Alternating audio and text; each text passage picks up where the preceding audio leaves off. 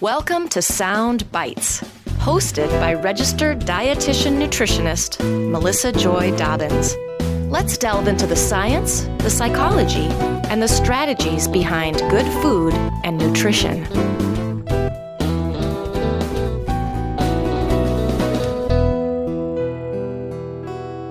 Hello, everyone. Thanks for tuning in. I have some exciting information to share with you quickly, and then some important information about this episode before we jump into it.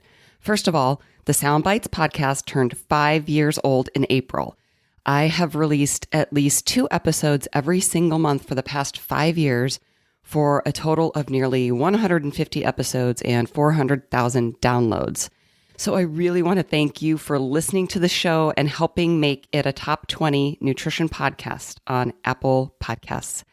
I had no idea when I started this 5 years ago that it would evolve into the show that it has, and I just have really enjoyed this journey with you. I'm also really excited to announce that I will be offering free CEUs for select podcast episodes, both some of the previous ones and some future upcoming ones. So you can go to soundbitesrd.com/free CEUs, where you'll see the episodes that are approved by the Commission on Dietetic Registration for registered dietitian nutritionists and dietetic technicians registered. It's a self-study activity, number 700, audio-based. This is something I've been wanting to do for well over a year now, and so I'm really happy that it's all coming together now. And please stay tuned as more episodes are being added very soon. I also have a new partnership with the International Food Information Council, or IFIC. You have heard me mention this organization many times on the show, as I have been a huge fan of theirs for a very long time, long before I was podcasting. IFIC's mission is effectively communicating science-based information on health, nutrition, and food safety for the public good. They have some amazing resources on their website, which serves as a nutrition and food safety resource for consumers, health professionals, journalists, educators, government officials, and students. They provide timely, important, and consumer-friendly resources on a variety of topics. So I really encourage you to check out their website and follow them on social media. Go to foodinsight.org, where you will see their new consumer survey recently published, COVID-19's impact on food purchasing, eating behaviors, and perceptions of food safety. I'm also continuing to partner with the Association of Diabetes Care and Education Specialists, formerly AADE. I just want to give a quick reminder for their COVID-19 resources for people with diabetes and healthcare professionals, and you can access those at diabeteseducator.org. I also want to share another phenomenal resource on family meals from the Food Marketing Institute. You can go to familymealsmovement.org for COVID-19 family meal tips, including creative hacks for making the most of what you have on hand, food safety instruction, guidance on how to shop, stock, and plan smarter, and critical information on nutrition assistance programs. So finally, about today's episode, we recorded this on March 10th before COVID-19 turned our world upside down. So keep that in mind as you listen. There's nothing particular to note other than the fact that when we're talking about food and restaurants and farming, we aren't speaking with the current pandemic in mind, just simply normal life perspective. But I think there's some really great information in here to share that's still relevant.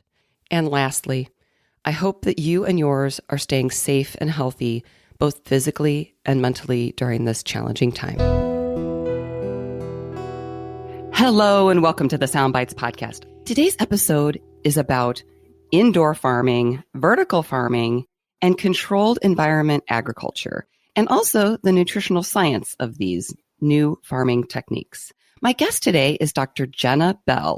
She's a registered dietitian and the vice president of nutritional science for Crop One, which is a large-scale vertical farming company. Welcome to the show, Jenna. Thank you. I'm excited to be here again, even though it's been a long time. That's right. I should say welcome back. It has been a long time. You have been on the show. I looked back and it was episode number 58, What's Trending in Nutrition? Because every year we would get the survey about what's trending in nutrition from Pollock PR and Today's Dietitian and talk about what was trending. So now you have a fairly new role with Crop One. But tell our listeners, if they're not familiar with you, some of my listeners are dietitians and some are not. Tell everybody a little bit about your background and what got you interested in nutrition, and also about this transition into your new role. So I, like everybody else in dietetics and nutrition, had a very, very traditional route. No, nobody has a traditional route in nutrition. But I did start out as a clinical dietitian. I worked in HIV and nutrition support and started teaching more at a community college and got interested in pursuing higher education and making teaching and research my focus. So got a PhD in exercise physiology. And also that was kind of easier on the soul to work with wellness and how the body responds to exercise, and as opposed to how the body's responding to deadly disease, as much as I miss my clinical care. I was a professor at the Ohio State University in medical dietetics. And strangely, this is where I took a really odd turn. Got a call from someone that needed assistance with a branded program, and I wasn't really even sure what it was, and found myself meeting and greeting with Pollock Communications. And 14 years later, I had been a senior vice president at this health and wellness PR agency and worked with really great brands, Quaker and Dano North America, and worked with commodity food products to pulses, love the beans, dry peas and legumes, and cranberries and tea and rice, and always participated in presenting to dietitians or health colleagues or multidisciplinary fitness professionals, and found myself at a colloquium speaking mostly to scientists, to R&D. And sitting next to me was a gentleman named Dr. Dean Falcone. And we started talking about what it is that he did. And he was the chief science officer, or is, for a place called Crop One. And they are an indoor vertical farming company, as you mentioned, but they're completely enclosed. And what is different about Crop One is Dean really comes at it from, he's like kind of a plant whisperer. So he is a former faculty member. So he was a professor in plant science, and then took his know-how of plants indoors. And so they have a completely like enclosed and controlled agriculture environment where it's a mix of technology, software, and plant science. And he started talking about how it was, that everything they do is to optimize plant growth and the nutritional value. And I said, interesting. Are you able to change conditions in order to increase phytonutrient content? And he said, yes. And he got really excited about proanthocyanidins. And I love anthocyanidins. And we had this like really dorky polyphenolic conversation where we both got super excited. And so I said to him, this is crazy, but you're going to go home and your company's going to hire me. Like, we're going to work together. And then he went home and he's like, I met this woman. And I just said, based on what he was saying, they have all this technology, all this insight in sustainability and agriculture and public health, being able to grow food in places where it's relatively inconceivable, I should say, because climate change or climate disruptions, think of terms of like the Caribbean and how like food resilience has become such an issue because they get hit by a hurricane and then even the food supply is affected. But the conversation wasn't happening enough in nutrition. And I felt that, there are dietitians that are very active in this area in all sorts of ways. And the academy has recognized the importance of sustainability, but we're still just at the beginning of it. We haven't really delved into it. And so for this company to be doing so much in food and not have nutrition representation, I just thought, I need to work for you. That's basically how I found myself in a nutritional science role with an indoor agriculture company. Very cool. Very, very cool.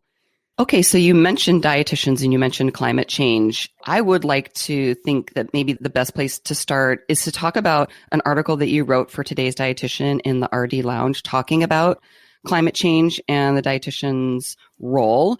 Can we start there and talk about some of the issues that are out there that have created this opportunity for indoor ag and this need for this type of technology? Yeah, and sadly, that's a good way to put it, that climate change has actually created an opportunity for controlled environment agriculture and growing indoors. So, if we kind of back it up, The article you're referring to, or the blog at the RD Lounge, it was based on this international panel on climate change. And they looked at, through the UN's lens and globally, what's going on with land specifically and how it's actually going to affect the world's food supply. And so if we kind of pull out those things, with temperature rising, that's going to, also be a contributor with water scarcity. We have land that's less arable, or we're less able to grow on it. So obviously this is going to be an issue for food security, and then also regions of the world that will have less access. It's estimated that about a third of the agriculture land has been lost in the last 40 years. So, that's a very profound nutrition concern if we can't grow it in the same space. And so vertical farming or controlled environment agriculture, for example, when we look at, and these are estimates, obviously, because everybody's going to plant their outdoor farms a little bit differently, but we average about 400 times as much outdoor yield in the same amount of space. So because we grow up and not out, and we stack, so at Crop One, we have a modular design. So we're in a box, and then we're modular within there. And those racks, actually, this is helpful for a dietitian. So think about the tray, the rack that carries meals around in the hospital. Yeah, that's similar. And so what that means is that we can take those out. So all of these crops are independent of each other, and that helps. That segregation is going to help we can alter growing conditions per cultivar. We can also pull something out if there's an issue. So anyhow, we need less land. There's also soil erosion, and the health of our soil is threatened. Now, that doesn't mean that we're not going to be able to grow outdoor plants. And really, the intention of indoor farming isn't to replace outdoor farming. It's to complement and support and fill gaps. So Crop One, for example, if you think about areas where we could fill some gaps, could be an example of, we are working with Emirates Airlines, their catering company in Dubai. We're building a very, very large farm there, 50 ton a day of growth. That's a gap that can't be filled by outdoor farming. They don't have that access. So the land use is huge. Nutritional value obviously is something that we're concerned about, and something that differs all around for the indoor farms, the soil quality. But we also know that we really can't control it. We can't always control the runoff. So, your neighbor's soil coming into your farm with nitrates that are not in balance the way that your crop needs them to be, these are things that we control for. And so it really helps to support this supply chain so that we can reduce waste. I mean, that's a phenomenon, actually. 25 to 30% of the total food that is produced in the world is wasted. About 40% of the food in the United States is grown after you get it home, as well as in the supermarket, because it's gone bad. And so, again, the whole idea of having a vertical indoor farm, it creates a local, fresh opportunity so that you're less likely to have to throw something away. It actually will last longer. Yeah, I read that. And we're going to talk about all the benefits and some of the potential drawbacks. But give us the 101 or the 411 or whatever you want to say about these definitions, because they're kind of new to me. Indoor farming, vertical farming, controlled environment ag, whatever it is you think we need to know to kind of set the stage for us to kind of get more into, okay, so what are some more of the specific benefits and potential negative aspects? There's a lot of different ways to do controlled environment farming. It's still in its infant stage. The lettuce and the green leafy vegetable industry is a multi-billion-dollar industry. And of those farms that are growing green leafy vegetables, it's like 0.01% that are actually indoors. So we're still in the infant stages. But if we look at, so vertical farming, that means that there's racks or stacks, or, you'll even see some that I've seen some of the vertical farms that actually look like almost like a post. And it's like they took a palm tree and they're growing plants out of it. So very, very interesting designs, very artistic in a way. We grow on racks, like I mentioned, and that is so that we remain modular indoors as well as the box itself. And these farms can also be open or closed. So we're 100% enclosed. So if you walk into what we call, it's our modular growing unit, we call it a mod. So if you walk into a mod, there's actually a vestibule. So You have this little place to get in where you put on your lab gear and your booties on your shoes and your hairnet and your gloves. And then you can enter in through a sliding door, like the supermarket, into the actual growing modular unit. So the mod inside the box, basically. But some indoor farms or vertical farms, they may have open space. So they may be in an open warehouse. They may not be sealed. So there's a variety of ways. Like a greenhouse can be a vertical farm and it can be open. Just different needs and different ways to optimize the conditions for growing. We like to be completely enclosed, partly because we want to maintain our kosher certification. And if you know anything about kosher, which I understood it to some extent, but I didn't realize that I didn't know what it meant when it comes to vegetables. So when it comes to vegetables, if you are kosher certified, that means that qualified rabbis have come in and they have actually looked at the leaves for a whole day. Like 12 hours they spend with microscopes and lights checking leaves, because consuming pests or having pests on your food is not kosher. Oh. So they are unable to. Green salads are really hard to get in the kosher world. And certainly they require more pesticides and herbicides to protect. I didn't know that either until I started with this. Interesting. I did not know that. I mean, I've heard people say, there's a bug in my salad. That is not kosher, but not. That is not kosher. Right. I Right. shouldn't joke like that. No, but it's true. So the environment themselves, so all the farms vary. You know, the scientists or the farmers can vary the temperature, airflow, the filtering systems, humidity, the amount of carbon dioxide and lighting.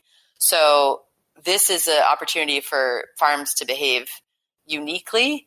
But what I think it also is too is because we focus so much on plant science and research and development, our ability to manipulate these conditions and have it be consistent, like we can move it from mod to mod because we don't have any outdoor interaction at all.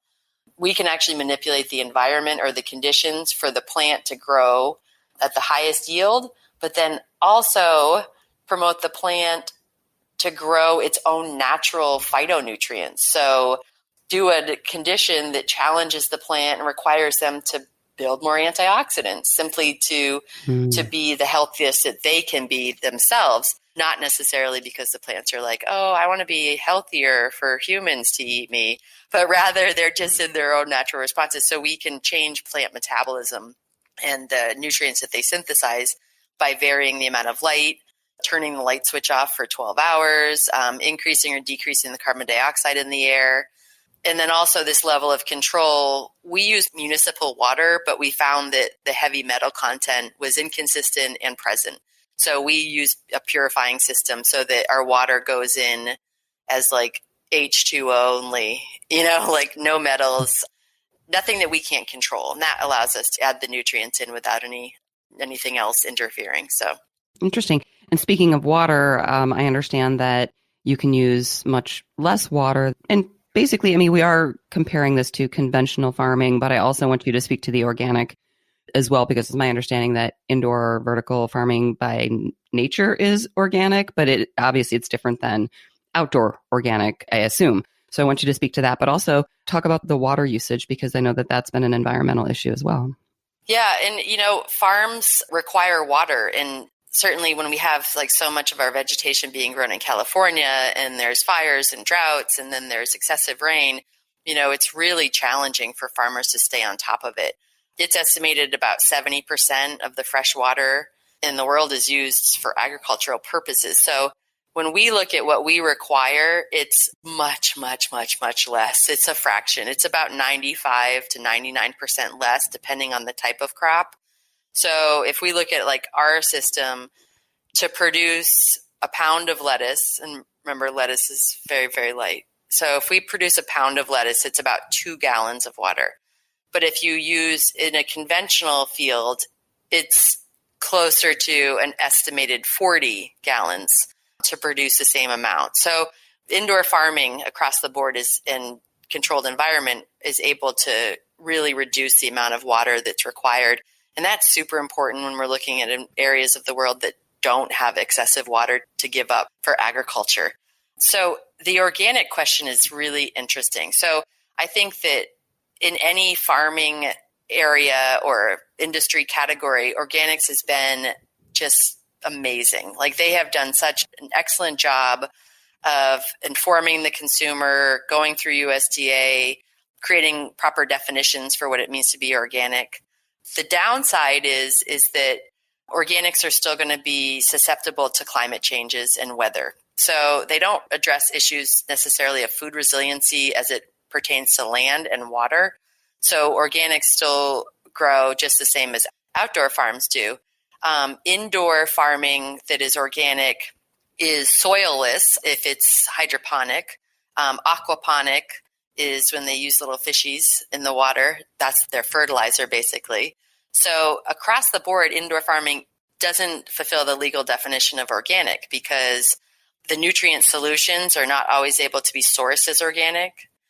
But that said, indoor farms, I don't know if there are any. There might be some. But as far as I know, especially the newer controlled environment farms, we don't need any pesticides or herbicides. We don't have anything we're trying to fight off.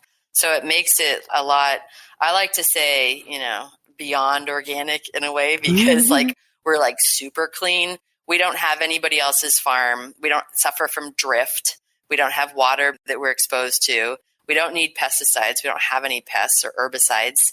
Everything is enclosed. And I think that, that'll vary depending on the farm if it's a greenhouse.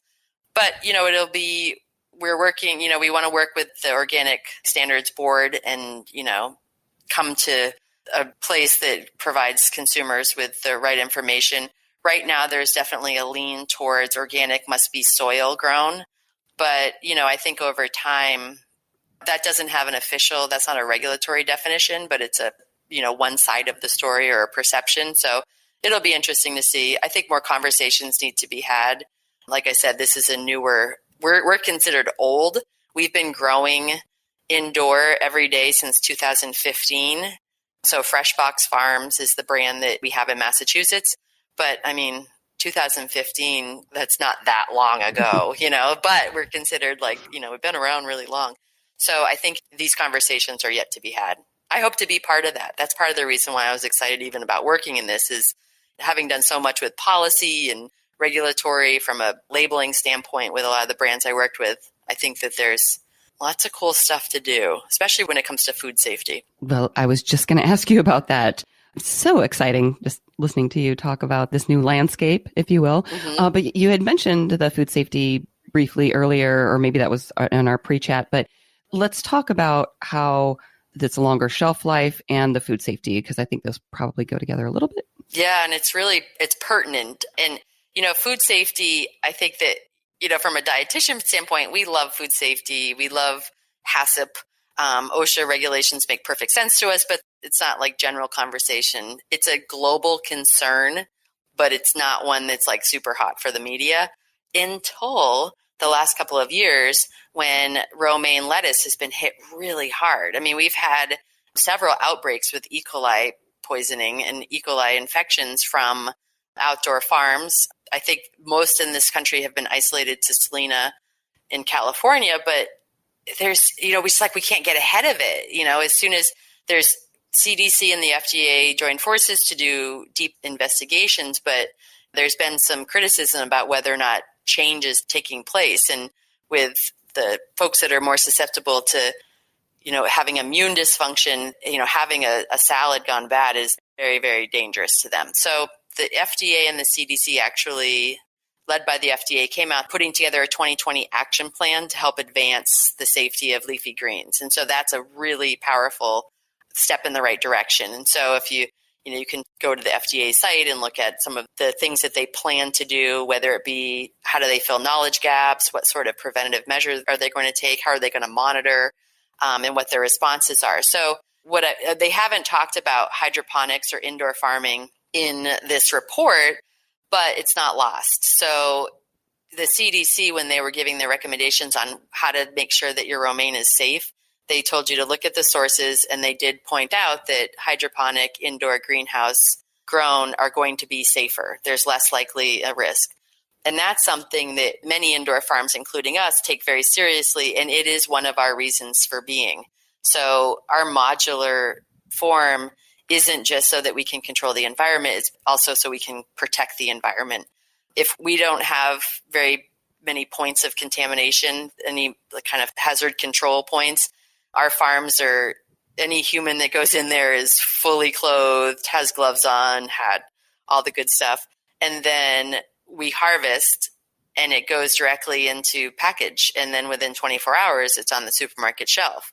So if you think about hazard control points, we don't have the outdoor, we don't have a truck that ships, and then it goes to ships it to a packaging site.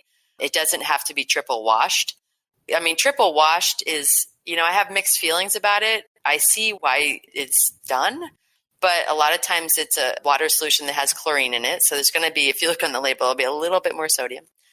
Whether or not that's transferred in your salad or not, is to be determined, or it may be unknown, never to be determined. But certainly, having those 3 points that triple wash, those are 3 points that you can get it contaminated. So it kind of opens that door. Meanwhile, the Today Show did actually a really great video. So if dietitians want to share that with their clients, they did an interview with the FDA commissioner and then talked about how to have safe salads.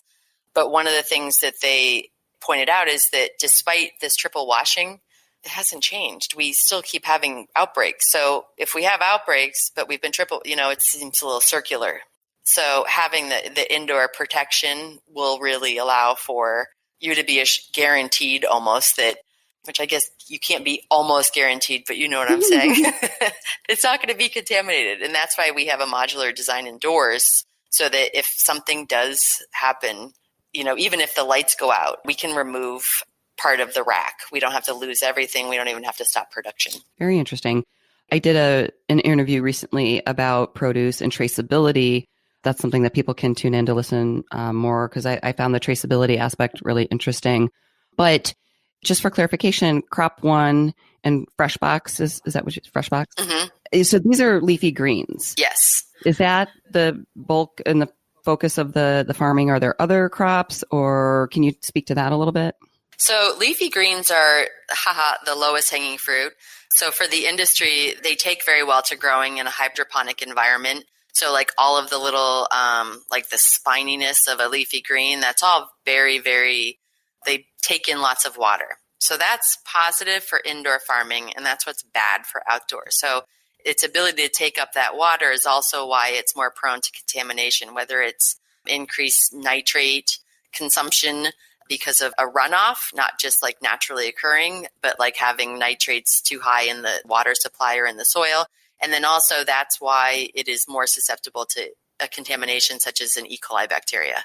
So it makes it really easy to grow those indoors. And it is such a huge, the demand is present around the world. And especially, for example, I'm doing a talk in Montana, hopefully. I was talking to the coordinator, and it's really interesting. She works with a food bank, and they get a lot of their foods donated from local sources. And a couple months a year, it's a whole bunch of potatoes because they just don't have the access. So green leafy vegetables are actually something that are hard to get, especially in areas that don't have the land to do so. So that is one of the reasons why we started there. That said, we are heavy in the research and development. So we actually have, I think it's 180 tested cultivars, and they range anywhere from strawberries to, we're always focused on how do we increase the plant-based protein sources. So looking at biomass, looking at how do we create adjacent crops that are going to sink or need more carbon to survive. So that kind of talks a little bit about the goal of carbon neutrality. But we're always testing. I would like to look at rice, looking at, can we grow rice in a hydroponic environment indoors, and other vegetables, lots of herbs. So what's on the shelf right now is based on, basically consumer demand and the lowest hanging fruit. I love that. Lowest hanging leaves. Right? Lowest hanging leaves. Yeah. The leafy greens are the lowest hanging fruit. Mm-hmm. Really interesting. Can you say any more about the carbon aspect? Because, obviously we talked about using less land, using less water, and you mentioned the carbon sink. Can you say any more about that, or? Sure. Yeah, and this is where it gets really deep into plant science. And, as a registered dietitian and someone who is a scientist focused on human health and physiology, I'm learning, and I've learned a lot. So our goal really is to, if we can grow in a farm that we built adjacent to an electrical plant, somewhere we can use their carbon that they emit to grow our produce. So produce and green leafy vegetables and all vegetables, fruits and vegetables require a level of carbon dioxide in the air in order to grow. And so these carbon can actually be used by the plants to help optimize their growth. And so our aim is to look for, can we plant adjacent plants that are actually going to help manage the air, basically? Can we filter the air with these plants? And so they act actually as carbon sinks. The goal is to get to either neutrality or negative. And that is the Achilles heel of an indoor farm, is the amount of electricity that's required. The good news is LED lighting companies are innovating, and the amount of electricity required to keep the lights on is decreasing on a daily basis. But there is still a cost there. And then if we control the temperature, humidity, and the airflow, obviously that's electricity needed for the HVAC.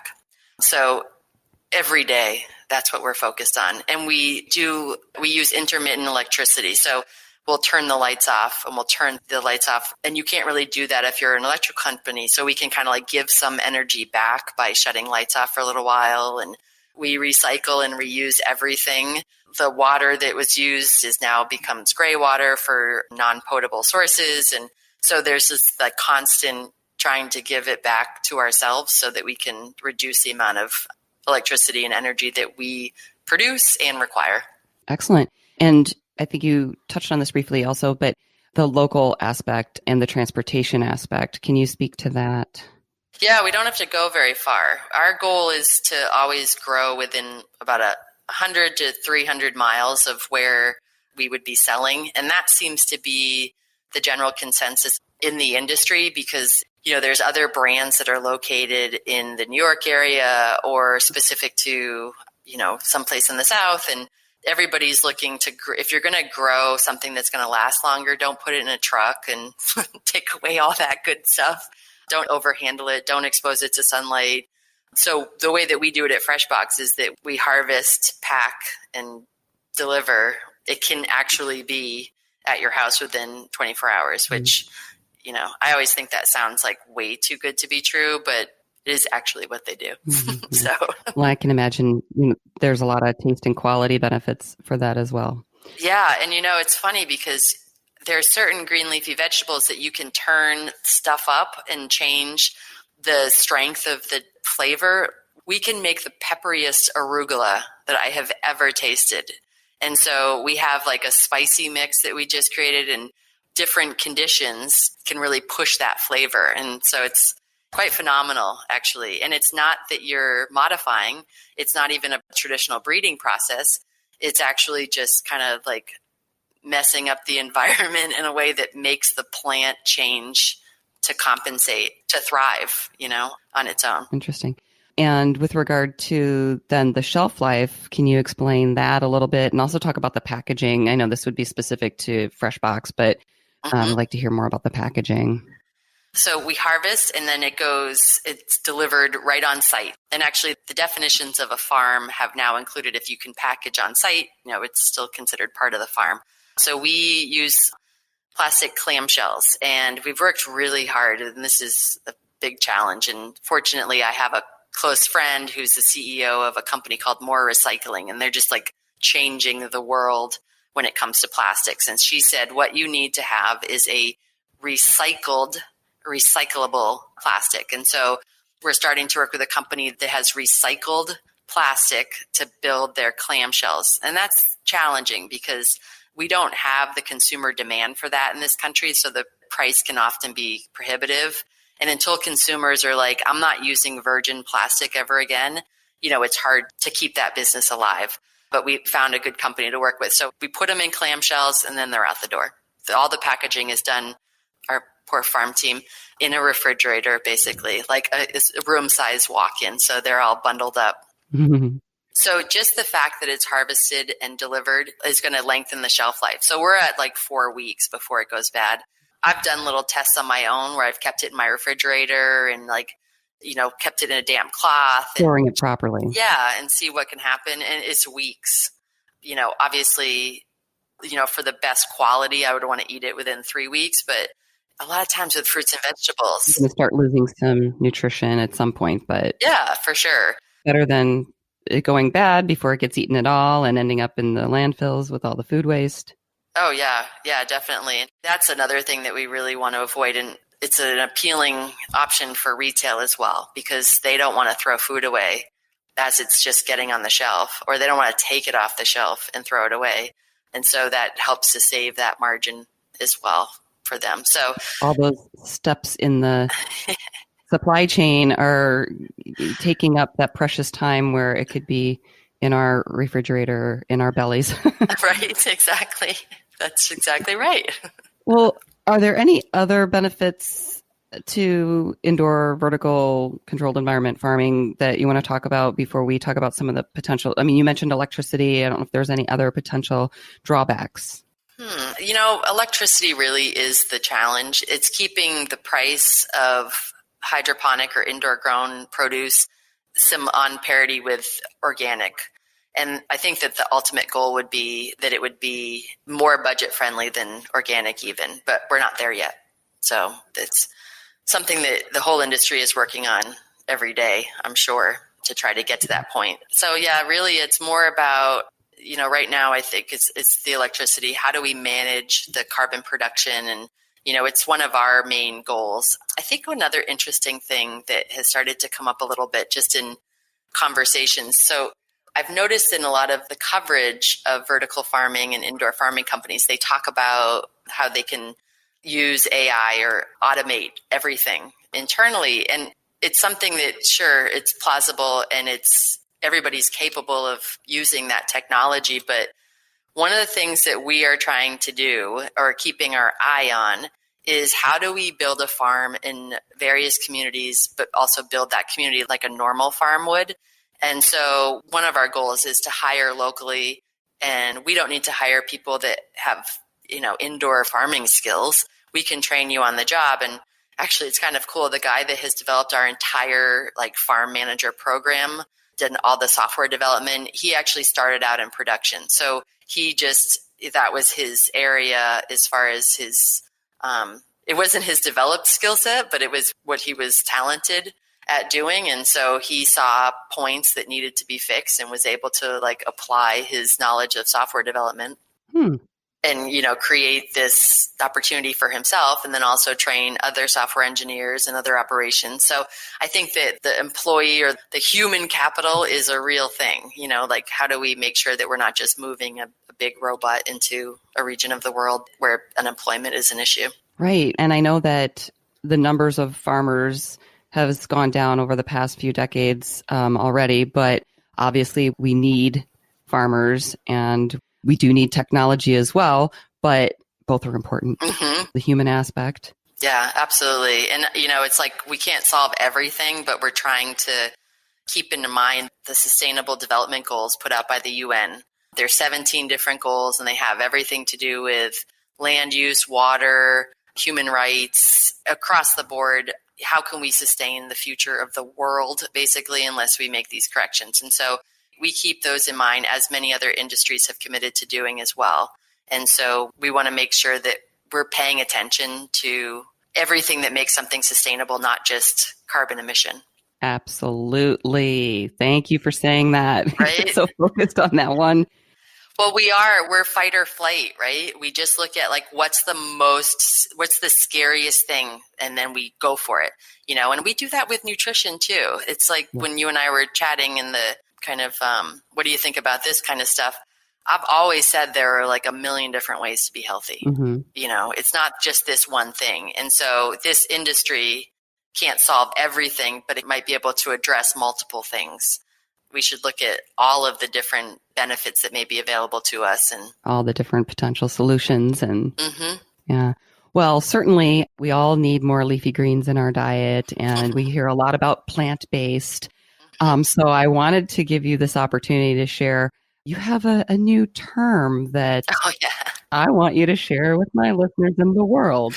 Well, it's funny because that Eat Lancet article that came out, the one that talks about how do we have a planetary health diet, is what they're talking about, looking at if we really had half our plate of fruits, vegetables, and nuts, and the other half of whole grains, plant-based proteins, unsaturated plant oils, and a modest amount of meat and dairy, that is a planetary health diet.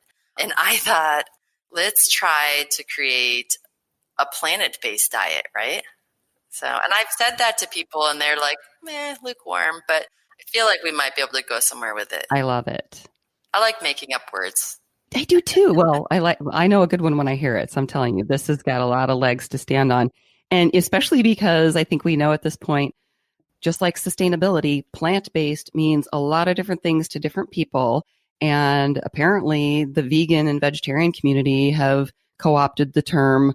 And, and I think in the dietitian world, for most of us, it means, add some more produce and plants to your diet.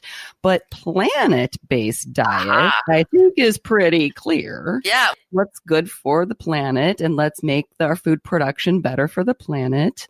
Yeah, it kind of tracks the whole food supply chain, right? Because then it gives you that opportunity to think about sourcing and where's the food coming from? How is it packaged? And, I think that we're not going to get it 100% on everything. And I think that's what we shoot for a lot of times. And that's why we decide to do nothing.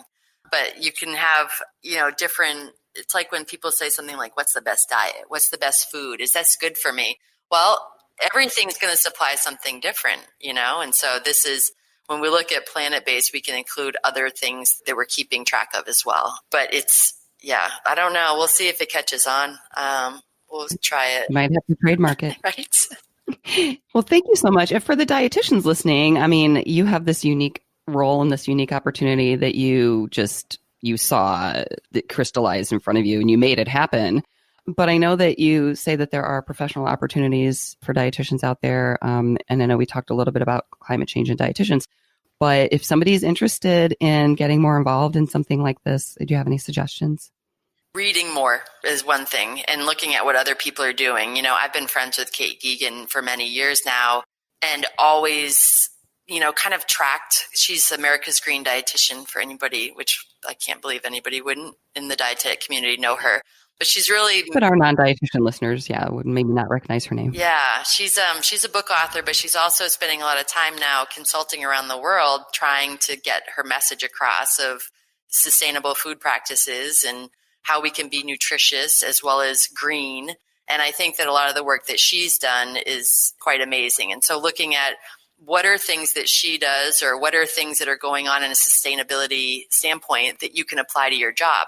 Just like the woman I spoke with in Montana that was saying, sustainability has become so front and center in what she's doing and agriculture because of dedicating her time to a food bank. So it's like you didn't really think that was going to happen.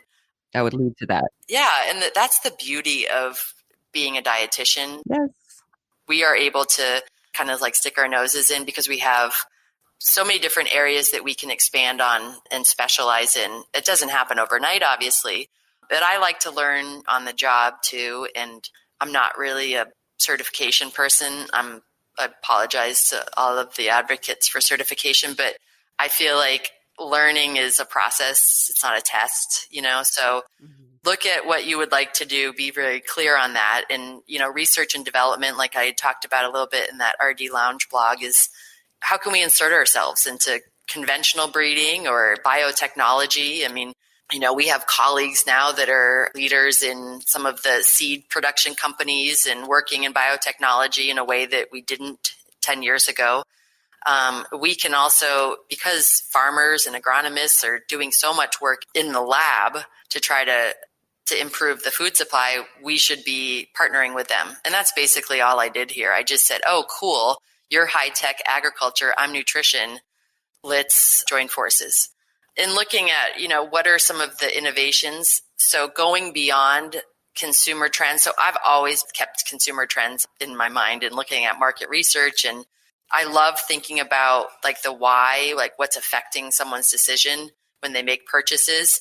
But maybe we should expand that, not just look at what is the trend in the supermarket, but what do people currently care about? Because you might not realize that it has a whole lot to do with their nutrition choices too. So we want to be appreciative of that and then look at how industry is responding. So is industry innovating in an area that you could contribute to? And that's where hydroponics or aquaponics or other sustainable agriculture kind of companies, they need you. They don't know they need someone to be the communication connector. And I think, as a dietitian, that's all I've done is like translate. Even when I worked at an HIV clinic, we had this amazing doctor and he would provide the patients with ample time to discuss everything that was going on.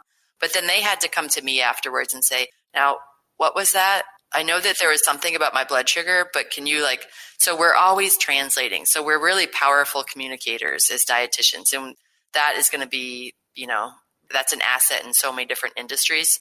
And then looking at what's going on even locally. So one thing, I live in St. Petersburg, Florida now, and Publix, they even have a seafood initiative. So they're looking at how can we be more sustainable in just our seafood counter. So there's so many different ways, and I probably have only scratched the surface. And I bet if you had Kate Geegan on here, she'd have 20 more ideas, and Sharon Palmer could give some insights, and Amy Myrtle. There's so many different dietitians. They could give some ways to get involved in agriculture. Milton Stokes, he obviously is a mover and a shaker in agriculture. Yeah, absolutely. So many things that you said. I agree with everything that you said. I always say as dietitians, we're educators, but as educators, that means we're communicators, and we do that in every aspect of our life. And I think for the most part, we are lifelong learners. And if somebody's interested in this area, dive in, learn, follow these other dietitians who are doing some really interesting things in the space. But something that you mentioned with the innovation made me think, I have one more question for you. When I went on the Alliance for Food and Farming tour, you talked about the grocery store and, looking at trends, maybe not just what's in the grocery store, but what people are interested in. And it reminded me of this trip that I took to Monterey, California, where we saw all of these innovations and trends in the restaurant and food service space that we were not seeing at all in the grocery store. So that makes me come back to the Crop One and FreshBox. Are you guys seeing any differences between those, or are you guys focused solely on the retail grocery setting? No, that's really smart. And just for your listeners, we did not discuss this in advance. So this is just Melissa being super smart. Actually the QSRs, the quick service restaurants, they are very, very much interested in building their own farms. And so a company like Chipotle wants to have the safest Leafy Greens and Yum Brands, and any of the restaurants that are Taco Bell, anybody that's serving a whole bunch of leafy greens, either in salads or maybe it's even their herbs, like looking at it like a cilantro. This is a really important opportunity and something that, we continue to have discussions about with these folks. How can we increase the safety measures in your restaurant? And that when you have a foodborne illness that's traced back to your company, it's terrible and it's not easy to recover from. And so, yes, quick service restaurants for sure. Also, I think chefs have taken in some of the more notable or larger, they're taking a stand in being more than just dinner. They're actually being kind of lifestyle oriented. And I think we've seen this over the past, 10 to 15 years even, where they're talking about, it's the whole farm to table concept, is knowing where our food comes from. And of course, there's some real strong leaders in that category and those chefs that are speaking out. And so our hope is that, we start making really beautiful salads with our hydroponic farmed, locally grown greens. Excellent. Well, thank you for addressing that and making me sound like I'm smart. I appreciate it. Is there anything else you wanted to share about indoor farming, vertical farming, Crop One, FreshBox, anything before we wrap up, or any parting wisdom?